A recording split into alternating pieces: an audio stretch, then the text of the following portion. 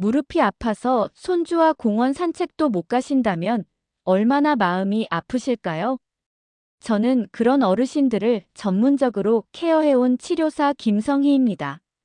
저는 올해로 관절 재활과 통증 관리로 4,000명 이상의 환자분들을 돌봐온 노년 건강 전문가입니다. 요즘 무릎 통증 운동법, 관절염 자연 치료로 검색하시는 분들이 정말 많으신데요.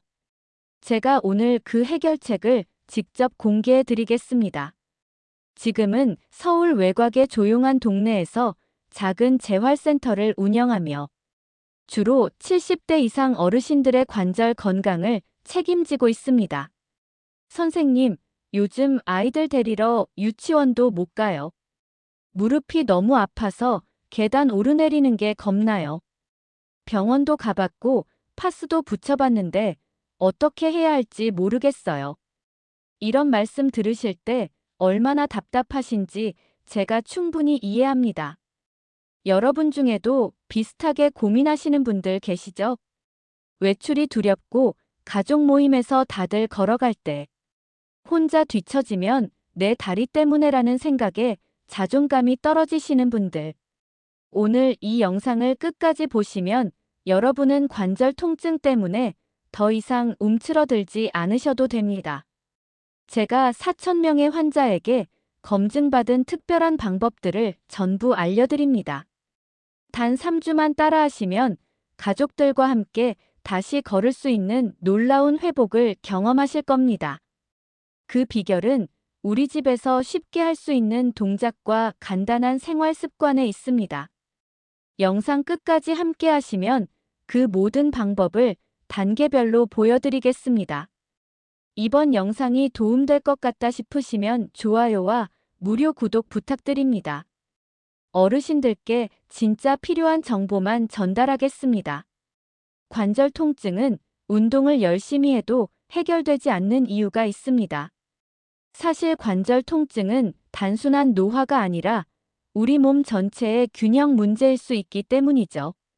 오늘은 제가 재활센터에서 거의 매주 듣는 고민, 바로 관절 통증에 대해 말씀드리려고 합니다. 지난달에 만난 최영자 할머니 76세 이야기로 시작할까요? 영자 할머니는 처음 센터에 오실 때부터 지팡이에 의지하고 계셨어요. 부끄러워서 쉽게 말 못하지만 계단 내려갈 때마다 무릎에서 소리가 나요. 통증은 밤마다 심해져서 잠도 제대로 못 자요. 많은 분들이 숨기고 계시지만 정말 흔하게 겪는 문제입니다. 제가 지난 10수년간 수천 명의 환자를 케어하며 알게 된 관절 통증의 진짜 원인 5가지, 그리고 우리 재활의학에서 찾은 확실한 해결법까지 오늘 모두 공개해 드리겠습니다. 효과가 입증된 방법들이니 끝까지 함께 해주세요. 이 방법들은 제 재활센터에서 실제로 효과를 본 분들이 정말 많습니다.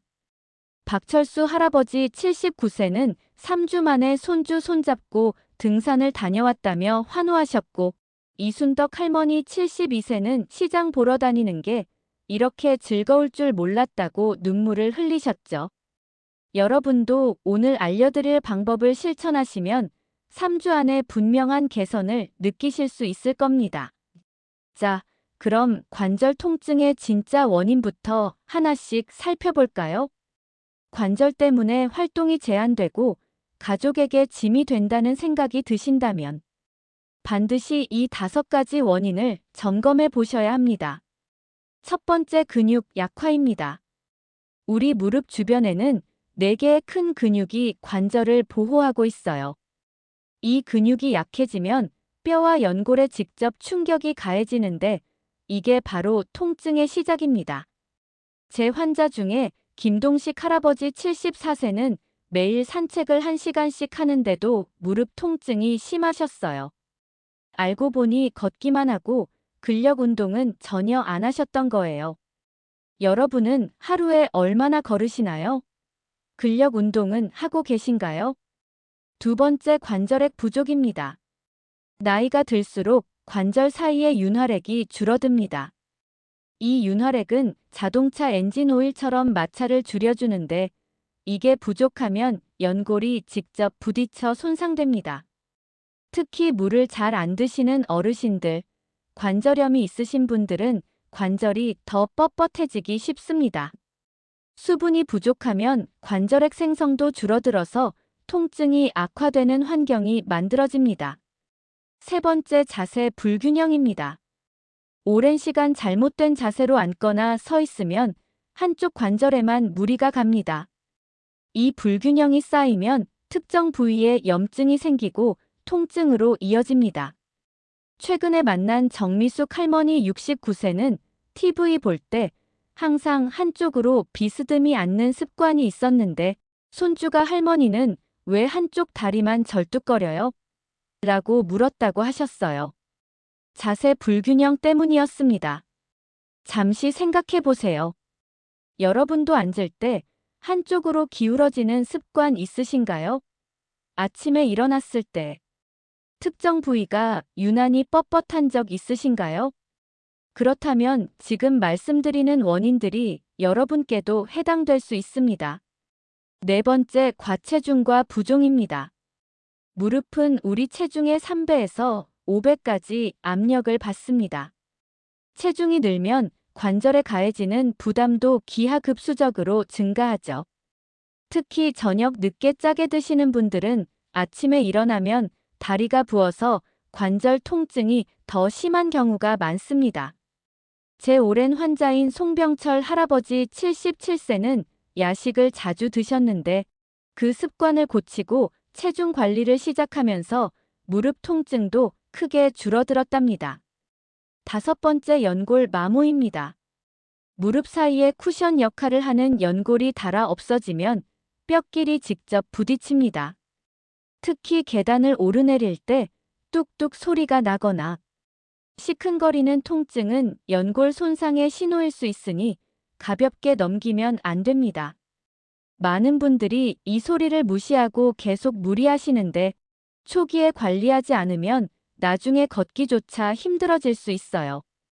연골을 보호하는 방법은 곧 알려드리겠습니다. 자, 이렇게 5가지 원인을 살펴봤는데요. 어떤 분은 그래서 어떻게 해결하느냐고 궁금해하실 텐데 걱정 마세요. 이제부터 제가 10년 넘게 재활센터에서 효과를 본 특별한 방법들을 하나씩 알려드리겠습니다. 비법 1. 온찜질 타이밍의 힘. 집에서 할 수 있는 온찜질. 이것이 관절 통증 해결의 첫 번째 열쇠입니다. 온찜질에는 혈액순환을 촉진하고 굳은 근육을 풀어주는 효과가 있습니다. 하지만 먼저 온찜질을 언제, 어떻게 해야 하는지 아셔야 해요. 온찜질은 우리 관절 건강에 좋지만 잘못된 타이밍이나 방법으로 하면 오히려 염증을 악화시킬 수 있습니다. 온찜질 타이밍 구분법. 찜질팩은 반드시 피부에 직접 닿지 않도록 수건으로 감싸서 사용하세요. 너무 뜨거우면 화상 위험이 있으니 미지근한 정도가 적당합니다. 매우 중요한 주의사항을 말씀드리겠습니다. 관절이 붓고 빨갛게 달아오른 급성 염증 상태에서는 절대 온찜질을 하시면 안 됩니다. 이럴 때는 오히려 냉찜질을 해야 염증이 가라앉습니다. 온찜질은 만성 통증, 즉 근육이 뭉치고 관절이 뻣뻣할 때만 효과적입니다. 급성 염증에 온찜질을 하면 혈관이 확장되어 염증이 더 심해질 수 있어요. 특히 무릎이 퉁퉁 붓고 만지면 뜨거운 느낌이 든다면 그건 급성 염증 신호입니다. 이럴 땐 얼음찜질을 15분씩 하루 3-4회 해주세요. 방송에서도 여러 번 강조했듯이 염증 단계를 구분하지 못하고 무작정 온찜질만 하면 회복이 늦어질 수 있어요. 확실하지 않으면 전문가에게 상태를 확인받는 게 안전합니다. 건강을 위해 하는 건데 오히려 악화시킬 수 있으니까요. 올바른 온찜질 방법. 찜질팩을 준비하신 후에는 깨끗한 면 수건으로 2겹 정도 감싸세요. 너무 뜨거우면 피부 손상이 올 수 있으니 손등으로 먼저 온도를 확인하세요. 적정 온도는 따뜻하지만 참을 만한 정도입니다. 찜질 시간은 한 번에 15-20분이 적당하고 하루 2-3회가 가장 효과적입니다. 더 오래 하신다고 효과가 더 좋은 게 아니에요. 오히려 피부에 무리가 갈 수 있습니다. 이제 온찜질 루틴을 알려드리겠습니다. 저녁 식사 후 TV 보실 때나 잠들기 1시간 전이 가장 좋은 타이밍입니다. 편안한 자세로 앉거나 누워서 통증 부위에 찜질팩을 올려놓으세요. 그냥 올려만 놓지 마시고 가벼운 천으로 고정하면 더욱 좋습니다. 특히 온찜질 후에는 반드시 가벼운 스트레칭을 해주세요. 근육이 이완된 상태에서 스트레칭하면 효과가 배가 됩니다. 제 환자 중에 박순례 할머니 71세는 이 방법을 3주간 실천하셨더니 아침에 일어날 때 무릎 통증이 절반으로 줄었다며 얼마나 좋아하셨는지 모릅니다. 간단하지만 정말 효과 있는 방법이에요. 온찜질은 단순히 통증을 감추는 게 아니라 혈액순환을 개선해서 관절의 영양분과 산소 공급을 늘려줍니다. 또 굳은 근육도 풀어주니 일석이조죠. 특히 아침에 관절이 뻣뻣한 분들에게 더욱 좋습니다. 이렇게 준비한 찜질팩은 전자레인지용 타입이라면 사용 설명서대로 가열해서 쓰시면 되고 일회용 핫팩이라면 흔들어서 활성화한 후 바로 사용하시면 됩니다. 너무 뜨겁다 싶으면 수건을 한 겹 더 감싸세요. 제가 많은 환자분들께 권해드리는 온찜질 가벼운 운동 조합법도 있습니다. 온찜질로 근육을 이완시킨 다음 의자에 앉아 다리를 천천히 쭉 펴는 동작을 10회 반복하는 방법이에요. 이렇게 하면 근육이 부드러워진 상태에서 운동 효과를 극대화할 수 있습니다. 최근에 오신 조영희 할머니 67세는 이 방법만으로도 2주 만에 계단 오르기가 훨씬 수월해졌다고 하셨습니다. 무릎이 가볍고 부드러워졌어요 라고 하시더군요. 저녁 찜질 후 바로 이 동작을 하면 혈액순환도 좋아지고 근력도 강화되니 정말 추천합니다.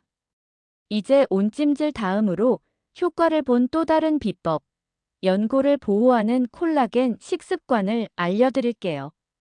이 방법으로 관절이 부드러워지고 통증까지 사라졌다는 분들이 정말 많았습니다. 비법 2 콜라겐 보충 루틴. 이제 온찜질 다음으로 제가 환자분들에게 효과를 많이 본 또 다른 비법, 연골을 보호하는 콜라겐 식습관을 알려드릴게요. 이 방법으로 관절이 훨씬 부드러워지고 통증까지 줄었다는 분들이 정말 많으셨어요. 연골 마모가 관절 통증의 큰 원인 중 하나라고 말씀드렸죠. 특히 우리 어르신들은 나이가 들수록 체내 콜라겐 생성이 줄어들어 연골이 더 빨리 닳는 경우가 많으세요. 제가 연구한 결과 가장 효과적인 방법은 바로 천연 콜라겐 식품을 규칙적으로 섭취하는 거였어요. 닭발, 돼지 족발, 생선 껍질 등에는 천연 콜라겐이 풍부하게 들어있거든요. 특히 우리나라 전통 음식인 사골곰탕은 콜라겐과 칼슘이 동시에 풍부해서 효능이 더 좋더라고요. 그럼 영양제 콜라겐은 안 되나요? 많은 분들이 이렇게 물어보세요.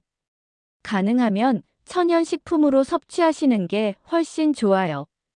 영양제는 흡수율이 떨어지고 첨가물도 많거든요.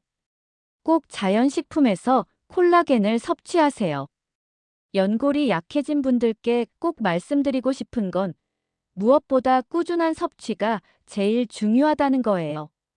한두 번 먹는다고 효과가 나는 게 아니라 최소 4주 이상 규칙적으로 드셔야 체내에 콜라겐이 축적되면서 연골 회복에 도움이 됩니다. 여기서 고혈압이나 신장 질환이 있으신 분들께 특별히 당부드립니다. 사골곰탕이나 족발 같은 음식은 나트륨 함량이 높을 수 있어요. 혈압을 빠르게 올릴 수 있으니 고혈압이 있으신 분들은 이런 음식을 드시기 전에 꼭 담당 의사 선생님과 상담하세요. 아무리 좋은 방법도 건강 상태에 맞게 조절해야 하니까요. 염분 걱정이 있으신 분들은 아주 소량만 드시거나 의사 선생님과 상담 후 다른 방법을 찾으시는 게 좋습니다. 콜라겐 식품은 연골 재생을 돕고 관절 사이의 윤활 작용을 강화해줘요. 특히 아침에 관절이 뻣뻣한 분들은 저녁 식사에 콜라겐 풍부한 음식을 포함하시면 다음날 아침 움직임이 훨씬 부드러워집니다. 제 환자 중에 이영숙 할머니 78세는 무릎 연골이 많이 닳아서 계단 오르기가 힘드셨는데 일주일에 3번씩 닭발 요리를 드시기 시작하셨대요. 그랬더니 한 달 뒤부터 무릎에서 나던 소리가 줄고 통증도 많이 개선됐다고 하시더라고요. 이렇게 간단한 방법인데 효과가 이렇게 좋을 줄이야 하면서 무척 놀라워하셨죠. 다만 콜라겐 식품만으로 모든 게 해결되는 건 아니니까요. 함께 적절한 운동과 체중 관리를 병행하시는 게 제일 중요해요. 콜라겐 섭취는 어디까지나 연골 보호를 위한 보조 방법이라고 생각하세요. 이 방법을 실천하신 김철호 할아버지 75세 이야기도 들려드릴게요. 김할아버지는 무릎 연골이 거의 닳아서 의사한테 인공관절 수술을 권유받으셨어요. 수술이 두려워 여러 방법을 찾아보시다 저희 센터에 오셨죠. 이 콜라겐 식습관과 운동 루틴을 병행하신 지 2달 만에 통증이 확연히 줄었고 3달 뒤에는 부인께서 여보, 걸음걸이가 달라졌어 하고 놀라워하셨대요. 콜라겐 섭취와 함께 중요한 식습관. 콜라겐 루틴에 더해 전반적인 식습관도 무척 중요해요. 짜고 자극적인 음식은 염증을 악화시키니 가능한 싱겁게 드세요. 특히 저녁은 가볍게, 취침 2시간 전에는 식사를 마치는 게 좋아요. 이렇게 하면 체내 염증 수치를 크게 줄일 수 있어요. 강순희 할머니 76세는 평생 짜게 먹는 습관을 고치고 콜라겐 루틴을 시작했더니 매일 먹던 진통제를 반으로 줄일 수 있었어요. 이렇게 식습관만 바꿔도 이렇게 달라지다니 하고 말씀하시더라고요. 작은 습관 하나가 큰 변화를 가져올 수 있어요. 비법 3의자 스쿼트 루틴. 자, 이제 3번째 비법으로 넘어가 볼까요? 바로 의자 스쿼트 루틴입니다. 이 방법은 특히 근력을 강화하는데 정말 효과가 좋아요. 근육 약화가 관절 통증의 주요 원인 중 하나예요.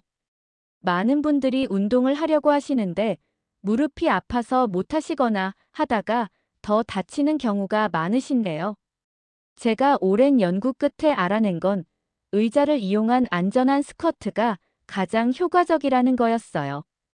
의자 스쿼트는 무릎에 무리를 주지 않으면서도 허벅지 근육 대퇴사두근을 강화할 수 있는 완벽한 운동입니다. 특히 이 근육은 무릎을 보호하는 핵심 근육이거든요. 근육이 강해지면 관절에 가해지는 충격이 줄어들어 자연스럽게 통증도 감소합니다. 우리 재활센터에서 수백 명의 환자분들께 검증한 의자 스쿼트 루틴을 알려드릴게요. 아주 간단하지만 효과는 정말 놀라워요. 의자 스쿼트 하는 방법. 튼튼한 의자를 뒤에 두고 서세요.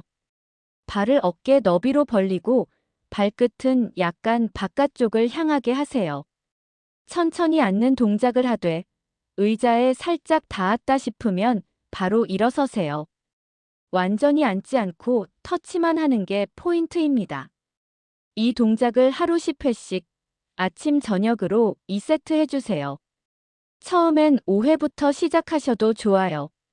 무릎에 통증이 느껴지면 즉시 중단하시고 절대 무리하지 마세요. 이렇게 하면 대퇴사두근이 자극되면서 무릎 주변 근육이 자연스럽게 강화돼요. 특히 이 동작의 장점은 집에서 안전하게 할 수 있다는 거예요. 제 환자 중 정봉수 할아버지 79세는 무릎 근력이 약해서 항상 걸을 때 불안정하셨는데 처음엔 앉았다 일어나기조차 힘들어 하셨대요. 이 의자 스쿼트 루틴을 시작하신 지 일주일 만에 조금씩 근력이 붙기 시작했고, 한 달 후에는 정말 신기해요. 이렇게 쉬운 동작인데 효과가 이렇게 좋다니 하고 얼마나 기뻐하셨는지 몰라요. 의자 스쿼트는 약국이나 특별한 장비 없이 집에서 바로 시작하실 수 있어요. 꼭 안정적인 의자를 사용하셔야 안전하니 참고하세요. 통합 루틴 정리. 여러분, 이렇게 온찜질 타이밍, 콜라겐 식습관, 그리고 의자 스쿼트 루틴, 이 세 가지만 꾸준히 실천하셔도 관절 통증은 많이 좋아진답니다. 제가 지금까지 수천 명의 어르신들을 케어하면서 얻은 소중한 경험이니 믿고 따라해 보세요. 자, 지금까지 관절 통증 해결을 위한 세 가지 특별한 비법을 알려드렸는데요. 이제 이걸 매일 어떻게 실천하면 좋을지 가장 효과적인 하루 루틴을 정리해 드릴게요. 가장 중요한 건 이 방법들을 꾸준히 하는 거예요. 처음부터 모든 걸 다 하려면 부담스러울 수 있으니 한 가지씩 차근차근 시작하셔도 좋아요. 아침 루틴. 아침에 일어나시면 가장 먼저 침대에 앉아서 무릎과 발목을 가볍게 돌려주세요. 5분 정도 천천히 움직이면서 관절을 깨워주는 겁니다. 관절이 뻣뻣한 상태에서 갑자기 움직이면 오히려 손상될 수 있으니까요. 아침 식사 후에는 따뜻한 물 한 잔을 천천히 마시면서 관절에 수분을 공급해주세요. 처음엔 조금 심심하게 느껴질 수 있지만 금방 익숙해지실 거예요.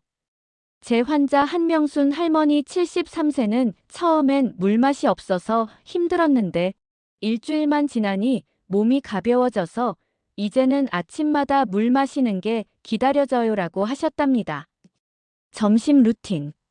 점심 식사는 콜라겐이 풍부한 음식을 하나쯤 포함하는 게 좋아요. 닭곰탕, 생선 조림 같은 메뉴면 좋습니다. 특히 외식하실 때도 가능하면 국물 요리를 선택하시면 자연스럽게 콜라겐 섭취가 됩니다. 식사 후 30분 정도 지나면 의자 스쿼트 10회를 해주세요.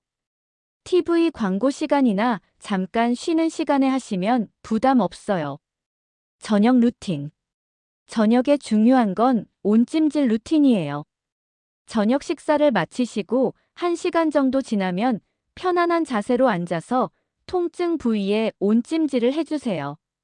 15-20분 정도 찜질하시면서 TV 보시거나 가족들과 대화 나누세요. 그런 다음 찜질팩을 떼고 가벼운 스트레칭을 5분 정도 해주세요.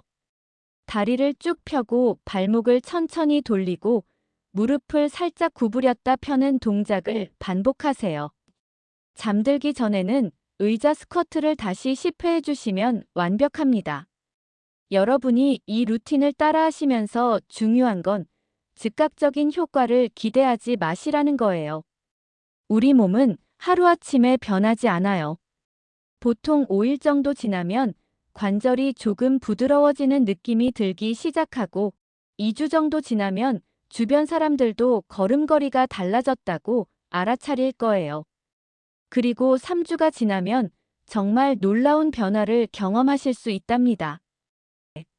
제가 재활센터에서 만난 정말 가슴 뭉클한 사례 하나를 들려드릴게요. 윤석환 할아버지 82세는 관절 통증 때문에 12년 넘게 고생하셨어요.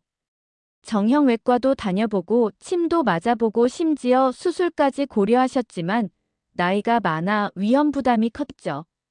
손주들이 공원 가자고 조르면 할아버지 다리 아파서 못 가라고 거절하는 게 일상이 되었고 친구 모임에도 나가지 못해 집에만 계셨대요. 그러다 이웃분의 소개로 저희 재활센터를 찾아오셨는데 처음엔 반신반의하셨어요. 이런 간단한 방법이 효과가 있을까? 싶으셨대요. 그래도 마지막이라는 심정으로 제가 알려드린 이 세 가지 방법을 꾸준히 실천하셨습니다. 그렇게 3주가 지났을 때 이 할아버지가 센터에 들어오시는데 걸음걸이부터 달라져 있었어요. 선생님, 기적 같은 일이 일어났어요. 어제 손주가 제 손을 잡고 할아버지, 우리 공원 갈까요? 하더니 함께 30분을 걸었어요. 12년 만에 처음으로 손주 손잡고 산책했습니다. 할아버지는 계속해서 목이 메인 목소리로 말씀하셨어요. 계단도 혼자 올라갔어요. 아내가 놀라서 여보, 진짜 괜찮아? 하면서 걱정하더라고요. 이렇게 간단한 방법으로 내 인생이 이렇게 달라질 줄 몰랐어요.